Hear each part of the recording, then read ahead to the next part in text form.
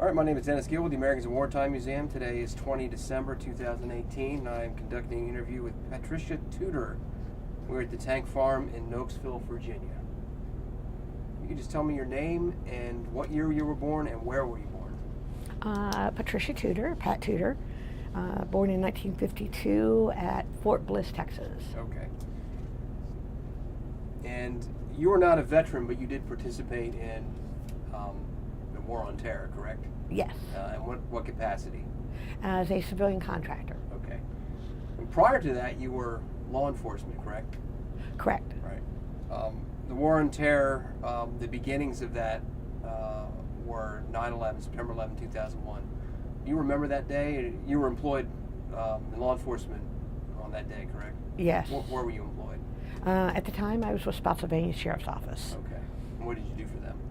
I managed their criminal investigations unit. Okay. Do you recall the events of that day? Oh, very well, yes. What can you tell me about it? Were you working Yes. on that day? We were actually having our weekly CID meeting on that morning, and one of the patrol officers came up. Our meeting was at 9 o'clock, and one of the patrol officers came up, and I thought maybe he needed help with a case. And he said, "Are you guys watching the news?" And we're like, "No, we're in a meeting." And he said, "They just flew a plane into the towers in New York." And of course, we all left the meeting and went downstairs to our conference center, which is where we had a TV. And then we watched the events unfolding then on the TV. Right. What were your thoughts at the time watching this? A lot of fear as far as not knowing where it was going to go. Just in a very short time period, we became aware of both planes hitting the towers. We saw the second tower fall, the plane hitting the Pentagon, and then the plane going down in Pennsylvania. So I think, like most people, we just didn't know what else was coming, what was next. Right. Now, Spotsylvania, so the plane hits the Pentagon, that's in Arlington, Virginia. Spotsylvania is about how far from Arlington? Probably about 40 miles. What is the response now from your department after that happens? Well, we sent some uniformed patrol officers up there to help, obviously, with all the mayhem that was occurring up there. My particular task, I was tasked by the sheriff to work with the schools because we had 50,000 kids in school, and many of our kids' parents worked in D.C. Right. And so we were tasked with, I guess, trying to help the schools ensure that these kids were taken care of until the parents could get out of D.C. and return home to pick up their kids. Were there any, there was no suspected targets, I guess, in Spotsylvania, right? So there was no added security, or was there anything to worry about? Well, no, just other than, the extra vigilance on the part of our officers. We called in, of course, a lot of our officers that were off that day. They were called in to work, as well as most departments. I think people just responded to help out. And so it was just an extra vigilance within our county, and then sending people up to Pentagon to help. Now that would, obviously that would lead to what is now the War on Terror and deployments into Iraq and Afghanistan all around the world. Security measures would change, obviously, especially for law enforcement in the United States. Was there any sense at the time the significance of that event, why you're living it, and what it would eventually become? I think for me it was huge. I'd never experienced anything like that in my lifetime. Right. And I knew it was going to change everything. I didn't own a TV, so I had to go to a neighbor's house that night to listen to President Bush address the nation. So we knew things were going to change. As President Bush said, the new normal. Where I lived was very near a small airport, and I used to get the planes over my house all the time, and it was dead quiet. Just absolutely dead quiet over my house. And I remember it was probably towards the end of October. Sometime into October, I was outside doing some yard work, and I heard the first plane over my head, and I thought, well, maybe we're starting to go back a little bit. But it was huge. I equate it with what many Americans must have felt like when Pearl Harbor was attacked, just because it was so big. Nothing like that had ever happened since Pearl Harbor. Right. And you would eventually retire from law enforcement altogether, correct? Yes.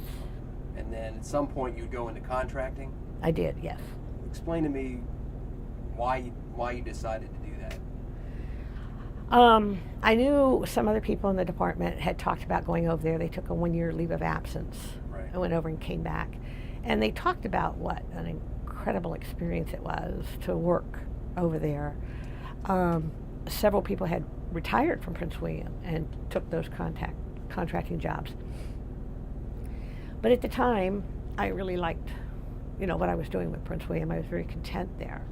But as I approached my retirement, I said, yeah, it's, I want to go do this. I want to be a part of this.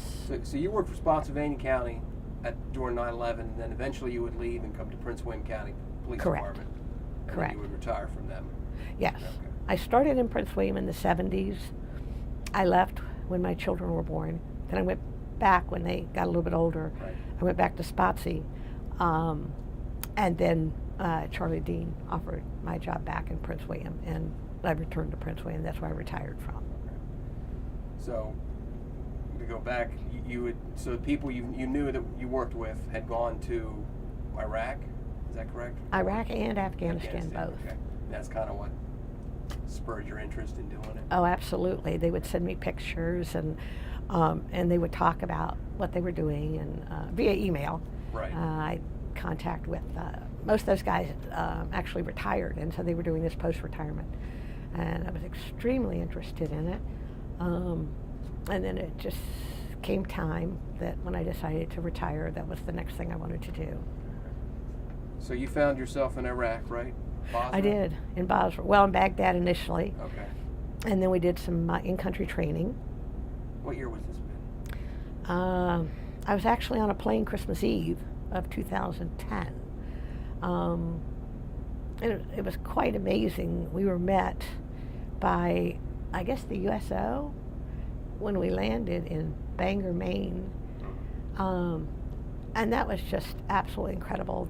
There was probably 25, 30 people that met us there. Wished us Merry Christmas. They were all dressed in their Christmas garb and so forth. And so for being away from your family on Christmas Eve, that just meant absolutely volumes to us. And they gave us a really nice send-off, cookies, and I guess the plane refueled or something. And then went on into Kuwait. And we boarded a bus in Kuwait, and the bus was blacked out. And of course, I was very curious, and it was like midnight. It was late at night. So I was trying to look through the windows because I wanted to see some of the landscape and see where I had landed. And the soldier, of course, immediately said, no, you can't look out the windows. And I'm like, all right. All new rules there. Right. And so then we got over to Al Yasalim. And so I remember at 2 o'clock in the morning they had a McDonald's. And so we're eating McDonald's at 2 o'clock in the morning on Christmas Day. So it was quite an experience. And then we spent a couple of days there trying to get a flight out from Al Yasalim to Baghdad. And of course the soldiers took precedence, as they should. So as the planes were coming in with soldiers, they had first dibs on the planes going out to their respective FOBs. And so it took 2 or 3 days, and then we were finally, at that point our group was split. Some went to Iraq and some went to Afghanistan. That's when you got your assignments where you were going. And mine was Iraq. So I got to Baghdad then, and I spent about a week or 10 days there with some orientation, in-country orientation, and then caught another plane down to Basra. And then that's where I spent the remainder of my time, was in Basra. Okay. So are you a government employee? Are you contracted? Contracted. Okay, contracted. Yes. Okay. It was a government, I guess it was the contract was with the Army, or Army or military, DOD, Right. I guess. There were several contractors there with different companies, different civilian companies, I guess, Right. but all under this DOD contract. And our goal was to provide support to the military guys as needed. Okay, so you were going over there to provide support. Yes. Okay, so you knew that in advance, but you just didn't know which country you would end up in. Correct. Okay, all right. Was there any fear or anything like that, or anxiety about going into essentially a war zone? No.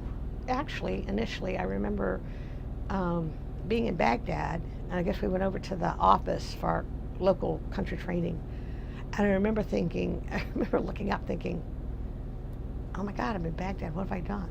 It just all happened so fast. Right. And it was just kind of like this might not have been one of the brightest things I ever did, but here I am, and it's not like I can take a taxi back to the airport and go home. So, and so I said, well, here you are, let's make the best of it. And then I think the second night we were there, we had incoming artillery that night.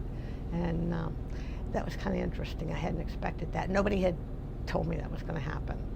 And then when I got down to Basra, it was very, very frequent in Basra. And so there were a couple of times the first couple of times it happened, yeah, it's pretty scary to hear these things like right over your head. And they told you that the drop and roll under your bed, the cot, and it's just it's an incredibly shocking way to wake up. Right. And to go in, and after a while it got sort of systematic, and you're like, okay, But the whole time you're under the bed, you're just hoping their aim is off, because they shot these things in on scissor jacks, like you jack the car up, Right. with a GPS, and a lot of times they would line them up, and when the first rocket went off, it would jiggle all the rest of them, and so they end up like not actually hitting the base, but just off a little bit. And you just kept hoping that their aim was off a little bit, or the GPS or whatever it was they were using. And I mean, sometimes it was and sometimes it wasn't. And when it wasn't, it was just devastating results. A couple of them were, I remember one I looked at, the command center the next morning we could go down and look at, and it was this entire cluster of rockets, and it was just to the right of the base. And you think, oh wait, that was just off. Just if that had been just back to the left a little bit, it would just would have. They all would have landed right in the base, and of course it would have been devastating. We did have a few that hit the base, but they didn't do any, no deaths. We were very lucky. Right. Very lucky. Right. You're on a military base, an army base. Yes. Essentially, is where you're at. Yes. The whole time. Yes. Okay. Yeah. All right. And explain what's it like driving to Basra. How do you get there? It's a convoy, I guess. Well, no, we took a plane You took a plane there. from Baghdad. Okay. We took a plane, and then. How do you get to Baghdad? You fly in from Kuwait, Yes. I guess. We flew in from Kuwait, Okay. and then Basra had they call it a PAX, PAX, I guess, the Okay. passenger. Anyway, they had a terminal there Right. and an airfield, so we flew in and out of Basra. Okay. Are you staying in Basra? Yes, I'm living in Basra. You're living there. Yes. Okay. What are you living in? They're called chews, and they're basically little 8x10 rooms. We were very, very fortunate to have those. They're like an 18-wheeler that was divided into 3 or 4 compartments, and we occupied one of those compartments. And we were in what they called an LSU, which was a living something unit. I forget what the S was. So it was like quadrants. There were 4 quadrants of maybe 4 to 5 trailers in each quadrant.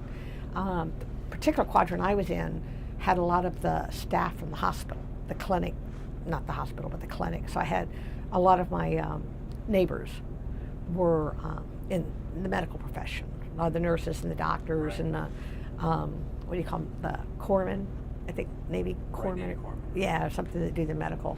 So, Are these all Americans? yes. Yes. Yes.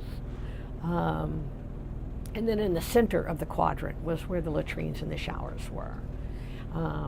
So the 4 quadrants were spread out from that. So I still had a lot of the soldiers were over there with me as well. So it was a mix. Well, they were all soldiers, but some were the medical, some were infantry. I got to know several of those guys that were there as well.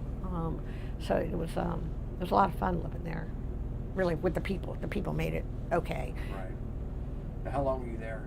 9 months. 9 months. What were some of the things that you did? What were your duties, I guess? My duty, well, a different Average day type of thing. We did a lot of data mining. Iraq has some programs, oil for food, and some other things where obviously there's probably only 3 or 4 family names in Arabic, and they all had that family name as traditionally. It was, I guess, like Jones and Smith and Brown, and so you might have 100 different Bobby Joneses, and our job was to try to isolate which Bobby Jones. And we did this through some biometrics and DNA, and through these programs that we managed. And we also managed the warrants, and we worked closely with a Jeff lab, which was the Joint Expeditionary Forensic Lab. And when these bombs would explode, I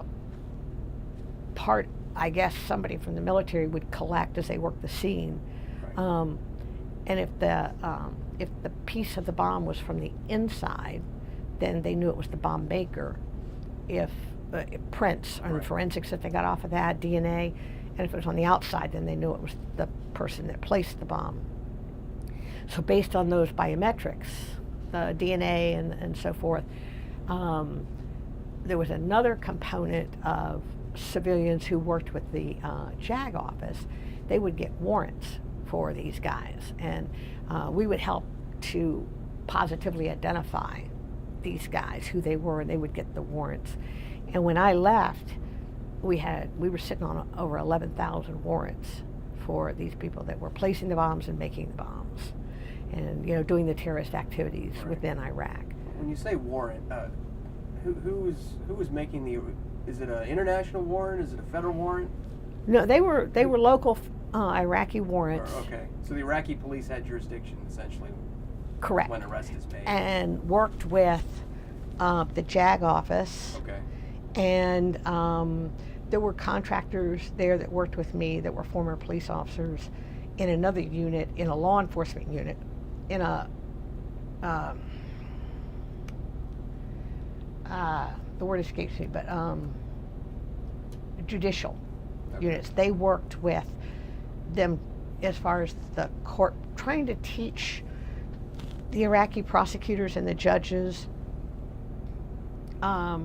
some of the basic things that we take for granted. The the rights of the accused, proper handling of evidence, the presenting of evidence, and trying to teach the Iraqis how to have a court system that was that was functional, and the accused was proven guilty beyond a reasonable doubt, not just disappeared in the middle of the night, never to be heard from again, type of thing.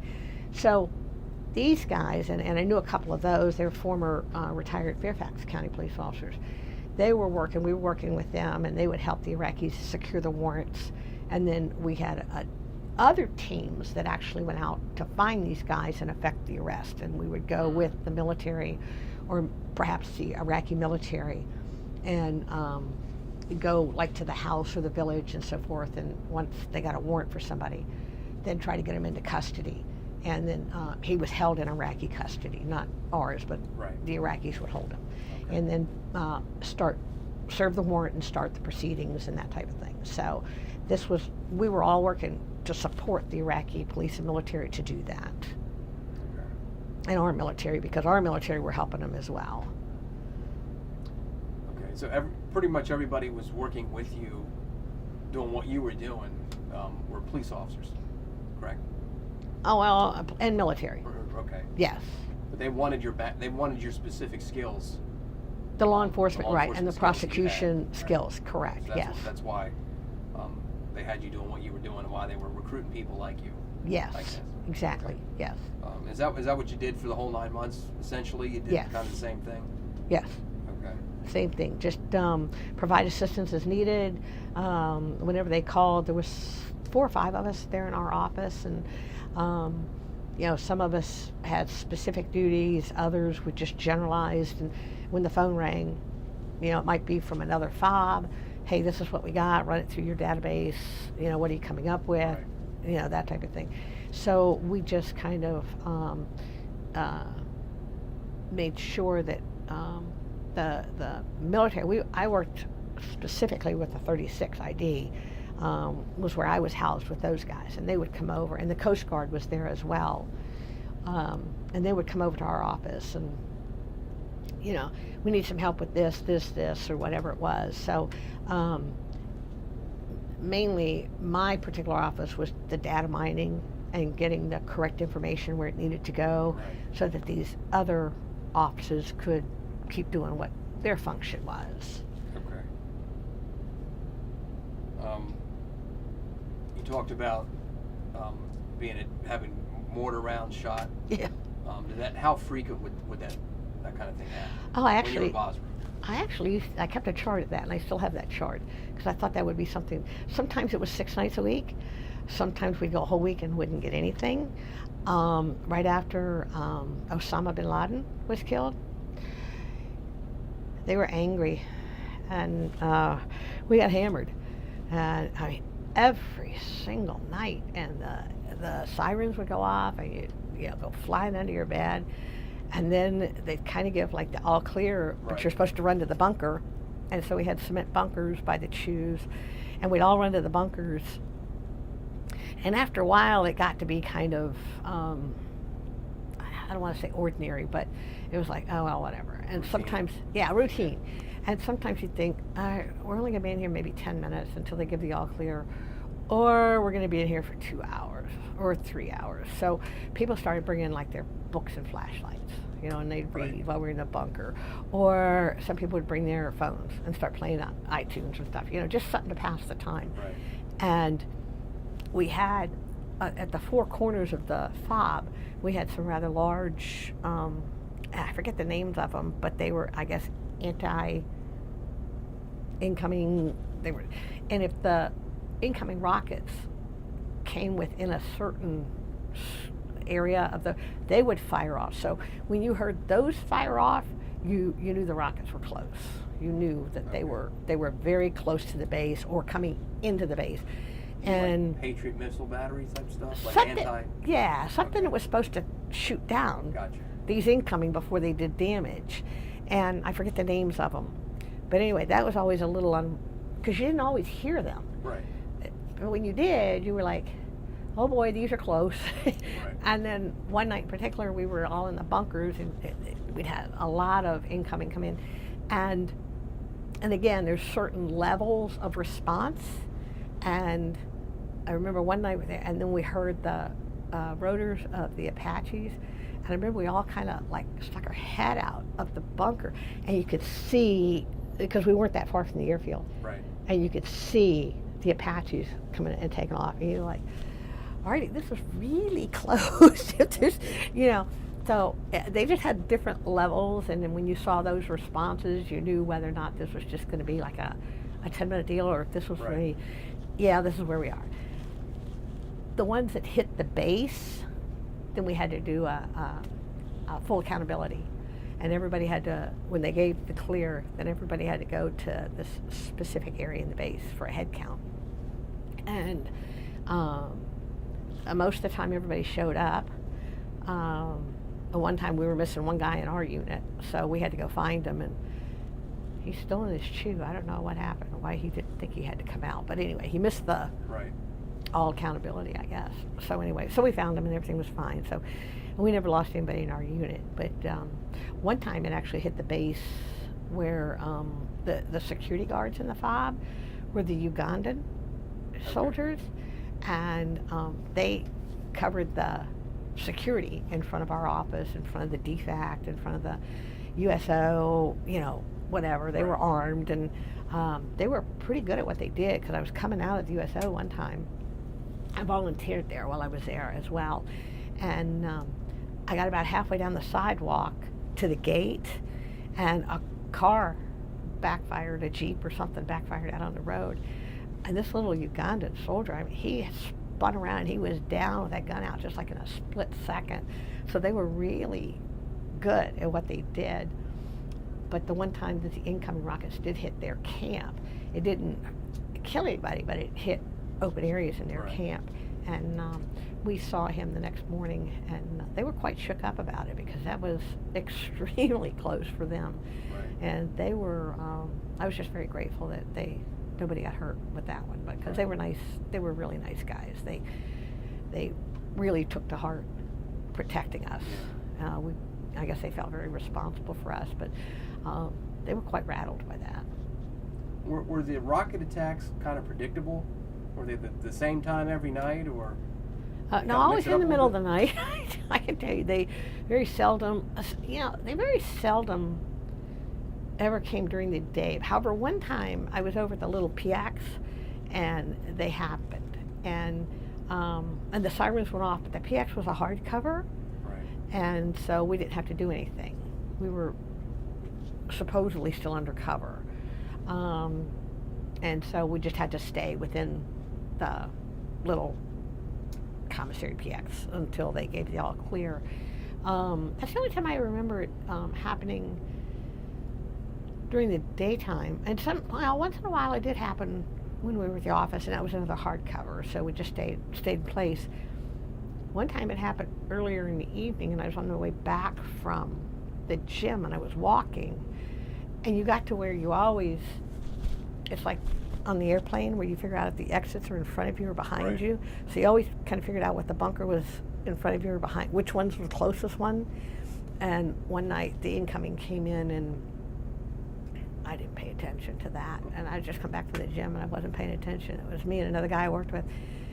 And of course we just started running for cover, and we weren't even sure where we were supposed to run. And we were all like in the open. And I just remember thinking, oh Lord, don't be this time that, it lands close by, because I don't know where the nearest bunker is. I wasn't paying attention. I did after that, but that was early in the evening. But other than that, they were all in the middle of the night. Yeah. Was there any? Well, they were all conventional, I assume, right? There was never any chemical attacks or any worries of that. Right. There was one that hit, and I remember when it happened. I remember thinking, hey, that year was a very life-altering year. I've told so many people that. It makes you rethink everything in your life. And when I went at the end of 2010, I was quite sure I knew everything I needed to know. And you go there and you go, yeah, you don't know anything, because it just changes. It changes your life, spiritually, financially, physically. It just everything changes. And there were several times that I thought, wow.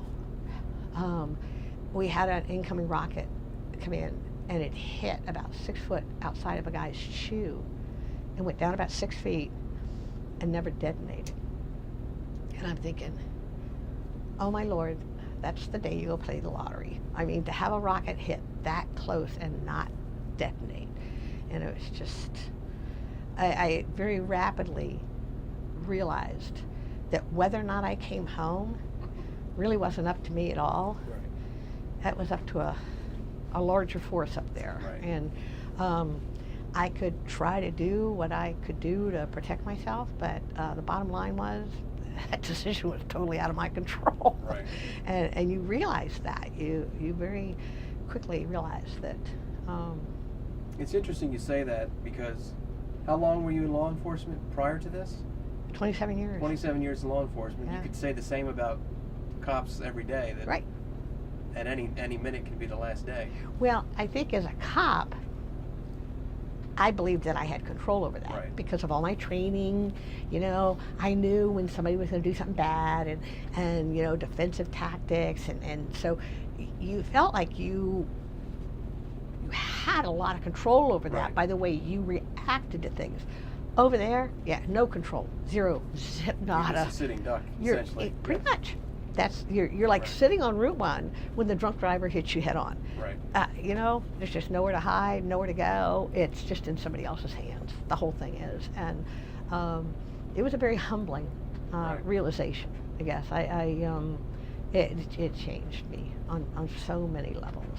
It really did. And I came back a totally different person. Totally different. My expectations were different. I mean, when you saw how the rest of the world over there lived, you're like, you know, these poor people in Iraq, well, they were burning. Saddam set fire to all his oil. You could see them burning off on the horizon, all the Right. oil platforms, I guess, burning.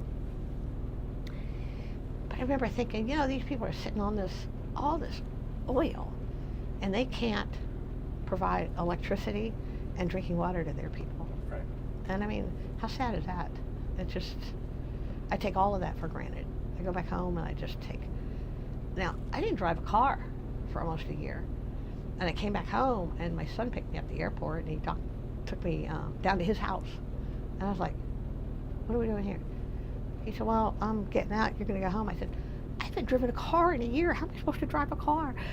And it was crazy trying to relearn. It took me a while to get on 95, believe it or not, because I hadn't done it in so long, and Right. all these things you took for granted. It was totally different. Totally different. How you able to keep in touch with family, I guess, while you were over there? Skype. Skype. Yes, on my computer, thank God. You had to pay for internet with the Okay. Iraqis, and sometimes it worked, sometimes it didn't. And if we had an event there, we had a mass casualty there.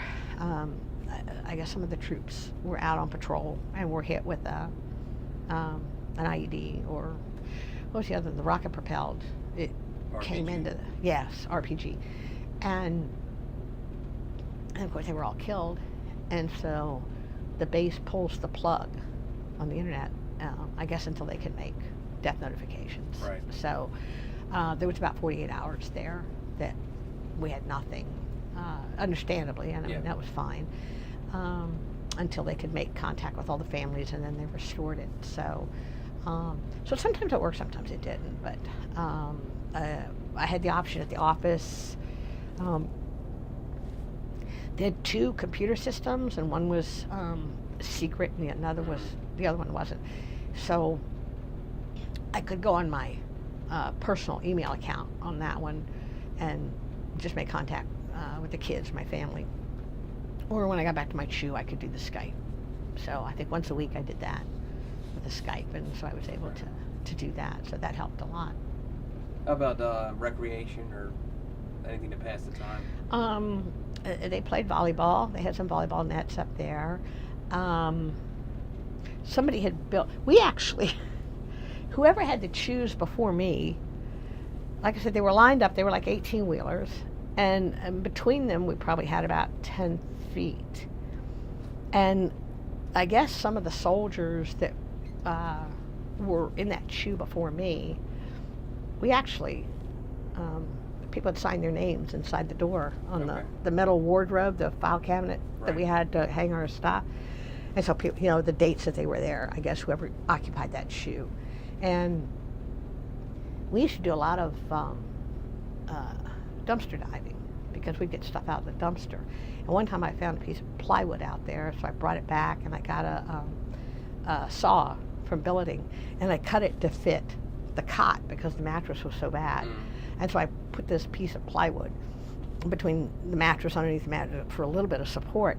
But I also found some other wood out there that I was able to make like a couple of shelves. And I guess somebody before me found enough wood to lay boards down between the two CHUs, so we kind of had a deck there, and we called it the tiki deck. And then I had somebody send me some of those solar lights Right. And so we put the lights up, and so, because of course all you had was sunshine there. So at night the tiki lights would come on and stuff. And so we'd sit out there and eat our chips and soda or whatever. And so we did that a lot. And a lot of the hospital guys that were right around me, we'd come, and I've got some really nice pictures of all us out there just chatting and, right. just passing time, that type of thing.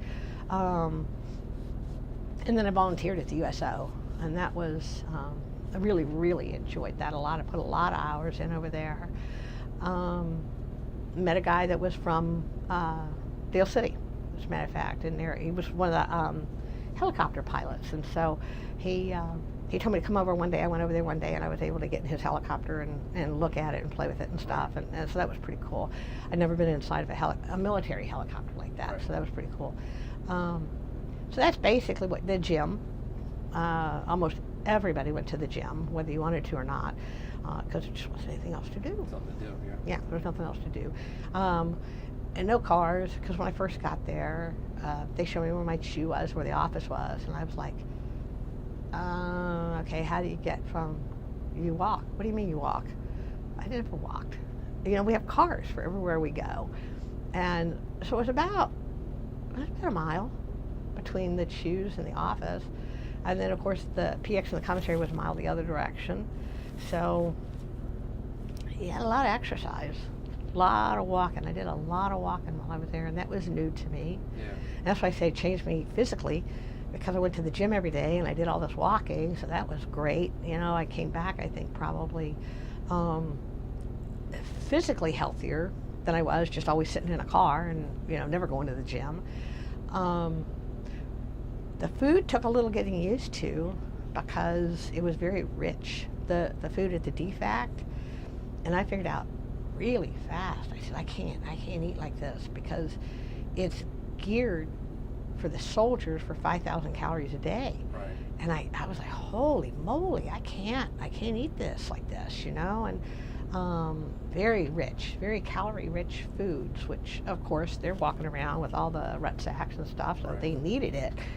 And me, I didn't need it, not at all. So I had to adjust my eating over there and or learn to eat a little bit differently than what I was used to. They didn't have a lot of snack food. Whatever snack food I had came from friends, instead of care box or something like that. But it was, the food was very rich. Right. Very rich. So. Is there any one experience that stands out more than another about your time over there? Probably the funniest one ever, and I still laugh. He still makes me laugh. But I came out of my CHU one morning to go down to the latrine. And as I was walking down, I was at the end. I was near a blast wall. So there were like 3 CHUs, and then around the corner and down into the center of the compound where the latrines were. Was I'm walking, this CHU on the end of the trailer across from me, I see the door handle wiggle. So I don't think much of it. So I go on to the bathroom, and I come back, and it's still wiggling. So I walked up and I said, "Are you okay?" through the door. And he says, "No, I can't get out. The key won't work." So I said, "Dang." So we had just a little teeny key that went in it. So I said, "Well, slide the key out and I'll try it from this side." So he slides it under the door and I try it. It won't budge. And I was like, "Dang." I said, "You're stuck." And he's like, "Oh my God, I need to get out. I need to get out."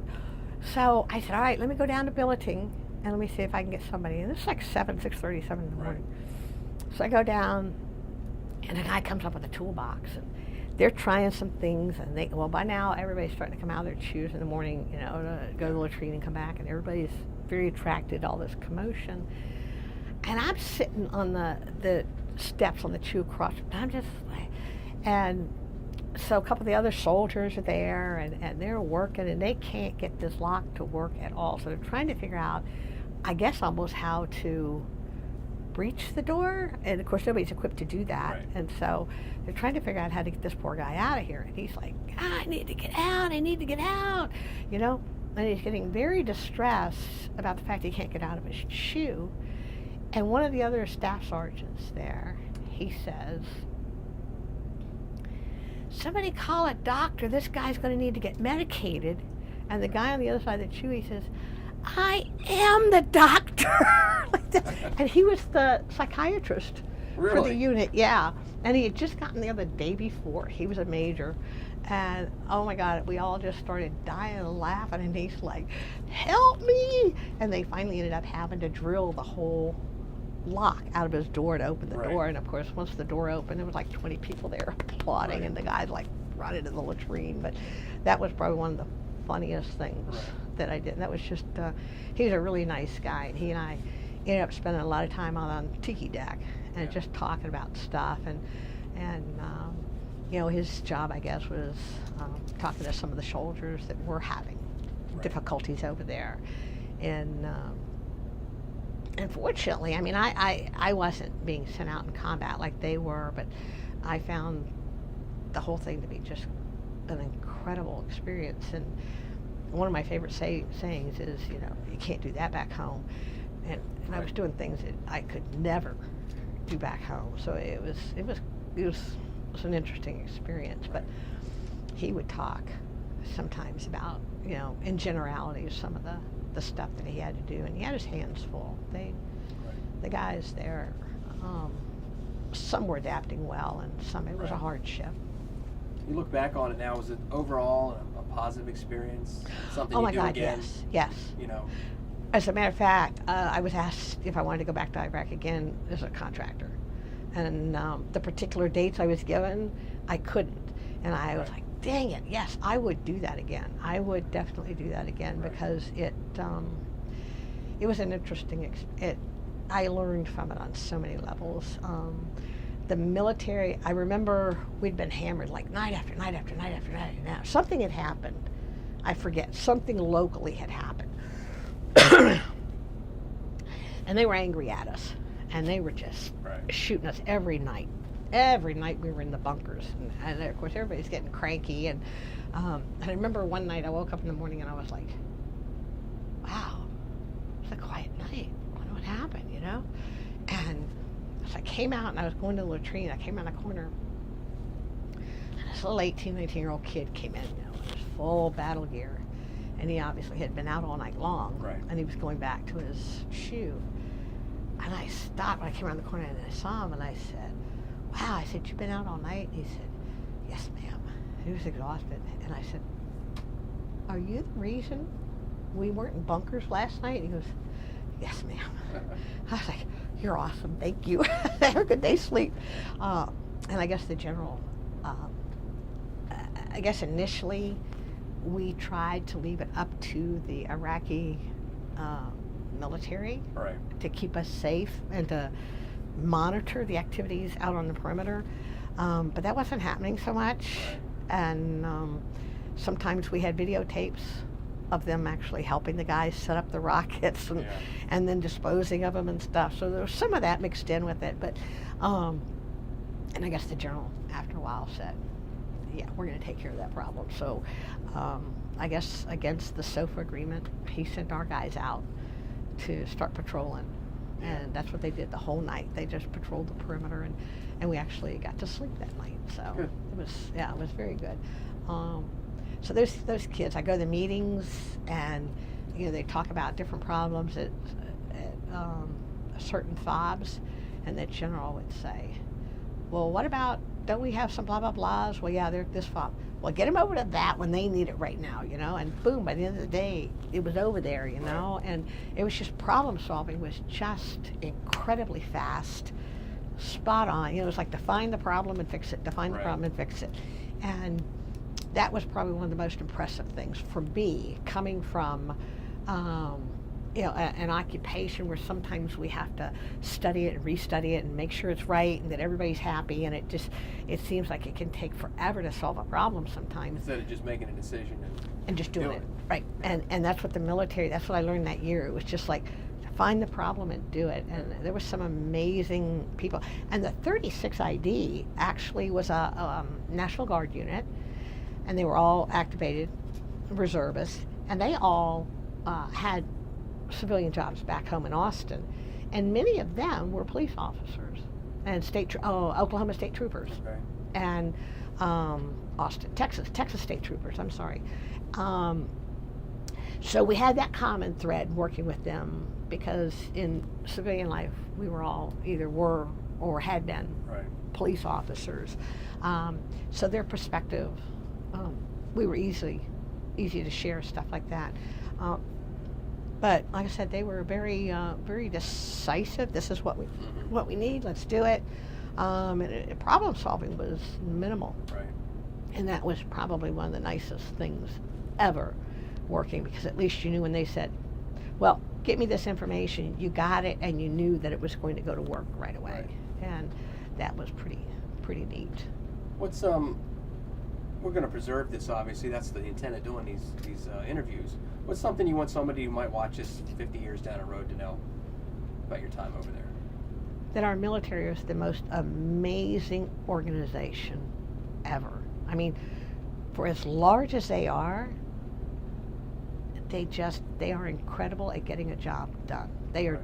just nowhere else in my life, in all of my years, I'm 66, I had to think, 66, have I ever worked for an organization, ever, that was as well greased and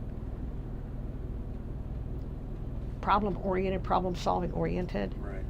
as our military. And those kids that come to work there, they are amazing guys and girls. I befriended this one girl because I kept running into her in the bathroom. She was from Cleveland, Ohio. She was a sergeant there. And so we got to be really good friends. And I remember one day we were talking about something, and she said, we're trained. God, because I said something to me. I said, when you guys go out, I said, have you ever been in a situation where there was a firefight and, da-da-da-da-da and all that stuff? And, oh, yeah, and she would tell me the different things they'd been involved in. And I said, you're just talking about it like I go to the store, Right. And she said, we're trained. We're trained as killing machines. That's what we do. We're trained to come over here, solve the problem. If it means that you get in a firefight, and you move on. And Right. it was just that's my job. That's my job, is to protect everybody here and, my country. It's just, they're an amazing group of people. I came away from there. I'm an Army brat, so I grew up in the military with my dad, but that was the only time that I've ever had everyday living contact with these. And no matter who it was, nowhere, anywhere did I run into anybody that ever shirked that responsibility, that ever did anything less than what we were asking of them. Right. It was just, they were just a very dedicated, get the job done and go home, And that, to me, was probably one of the nicest things that I remember about that. Very cool. Yeah. All right. Well, on behalf of the American Wartime Museum, I want to thank you for your service. Oh, thank you for the honor. And This thank is you for awesome. sitting down with us. It's a Oh. very interesting story. Good. No, it's thank you. Yeah. Thank you. All right.